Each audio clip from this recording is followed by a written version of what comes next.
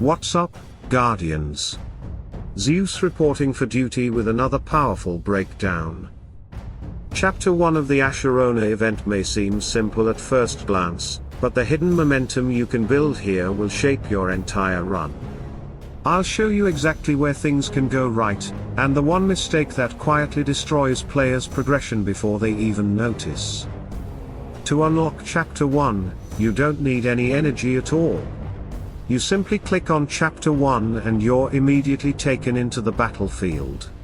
It's a very straightforward start, and that's why I always use this moment to prepare my development shop the right way. Before going into my first battle, I opened the development shop and chose Ignis and Araji. After refreshing the shop once, I grabbed 2 card packs for Moloch and Vulcan. Another refresh brought Ignis and Araji back again, so I bought those too. After one more refresh, the shop showed Moloch, Vulcan, Ignis, and Araji once again, but this time I didn't have enough stall coins. So instead of buying, I pinned them for later and proceeded straight to the battlefield.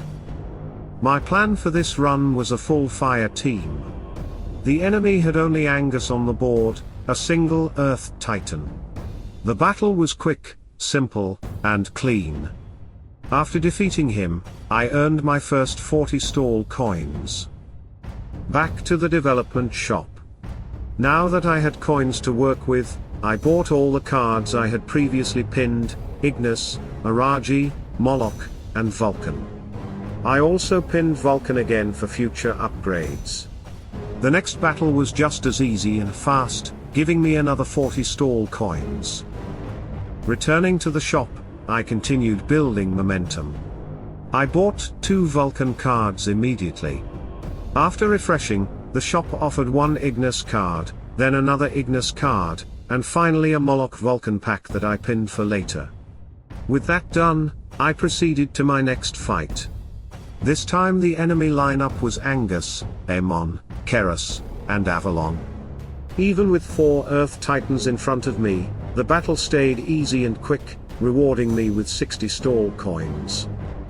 Back in the development shop again, I bought the pinned Ignis card, the Moloch Vulcan cards, and added 1 more Araji card to strengthen my core. After refreshing, Ignis appeared once more, so I bought that too and pinned the Primal Zeal skill for later. Then I moved on to the next battle. This enemy team had Angus, Avalon, and Silver. Once again, the fire squad burned through them with speed, giving me another comfortable 60 stall coins. At this point, I decided to unpin Primal Zeal because my main goal was to find Call of Elements instead.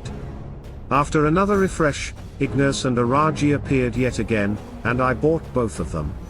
Most of my Titans were now maxed, only Moloch and Asherona remained.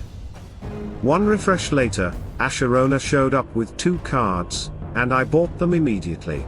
Then it was time for the next battle. The enemy team consisted of Brewstar, Rigel, Angus, Avalon, and Silver. Despite the variety, the fight was still fast and easy, granting me 90 stall coins. Back to the development shop once more to prepare for the next challenge. Cards for Moloch and Asherona appeared, so I bought both. Flame Dance and Call of Elements skill cards also showed up, and I grabbed those, too. Another refresh revealed even more Asherona cards, so I bought 1 more, enough to finally max her out. Only Moloch was left. I refreshed again, and a Moloch card appeared, but I didn't have enough stall coins to buy it. So I pinned it and headed into the next battle. Before fighting, I set up my Totem skills, and then faced an enemy team of Moloch, Angus, Avalon, and 2 Silvers. The fire lineup handled them quickly, giving me another 90 stall coins. Returning to the shop, I purchased the pinned Moloch card and grabbed Call of Elements. After several refreshes, the shop kept offering cards that weren't useful at the moment, so I decided to pause spending and save my coins for the next battle. The next enemy team was Brewstar, Angus, Avalon, Keras, and Silver. Once again, it was an easy win, granting me another 90 stall coins. Then I returned to the development shop one final time to prepare for the boss fight. My unused lives were converted into an additional 90 stall coins, which gave me just enough to push my totem development further. At this stage, I only needed to max out Flame Dance and Call of Elements. After a few refreshes, I found a Call of Elements card and bought it. More refreshes brought another one, and then another, until I only needed 2 more copies. A few refreshes later, one more Call of Elements appeared, and finally the last piece showed up, completing the skill. Now my Call of Elements was maxed. Flame Dance, however, required a lot more cards to finish. I kept refreshing the shop, and after waiting for the last flash card to appear, just in case Flame Dance didn't show, the Flame Dance cards finally started appearing consistently. Every refresh brought more, and I bought them until the skill was fully maxed. With every Titan and every Totem skill now maxed out, I was finally ready for the boss fight. The boss team consisted of Rigel, Angus, Eden, Iari, and Silver. My fire team was so powerful at this point that even before the light totem activated, the entire enemy lineup was already erased. And with that victory, I claimed my bonus chapter reward. And that's the full run, Guardians. The key takeaway is simple: smart stall coin management, targeted Titan upgrades, and the right totem timing can carry you through every chapter with ease. Tell me in the comments how your own run went, what team did you use, and did you try a different strategy?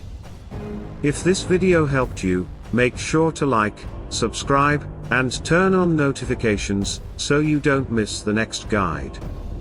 Thanks for watching, Guardians. Stay strategic, and I'll see you in the next battle.